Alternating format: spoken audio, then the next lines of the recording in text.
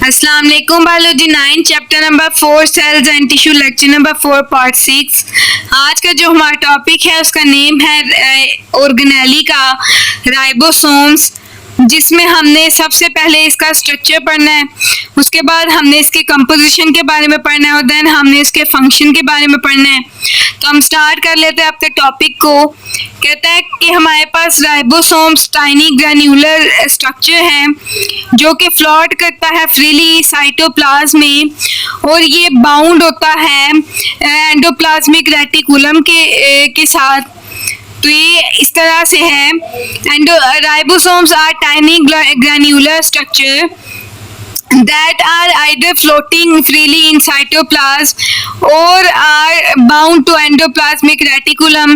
अब हम अगर इसकी कंपोजिशन की बात करें तो ये दो तरह की चीज़ों से मिलकर बनता है। Each ribosome is made up of almost equal amount of protein and ribosomal RNA। Ribosomes are not bound by membrane and so are found in prokaryotes।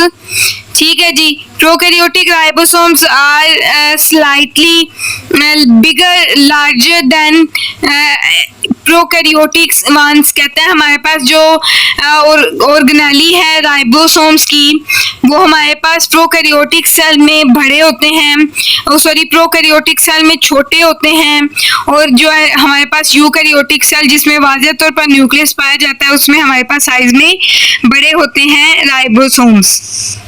उसके बाद अगर हम बात करें इनके फंक्शंस की, तो राइबोसोम्स का हमारे पास जो मेजर फंक्शन है वो है प्रोटीन सिंथेसिस।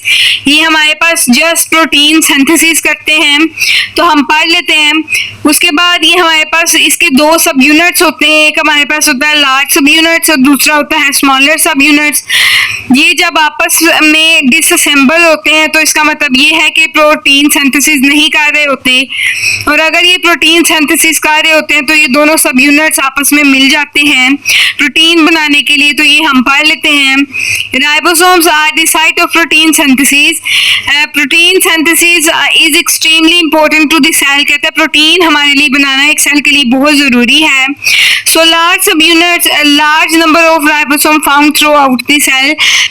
कहता है हमारे पास एक लार्ज अमाउंट में राइबोसोम्स एक सेल में पाए जाते हैं।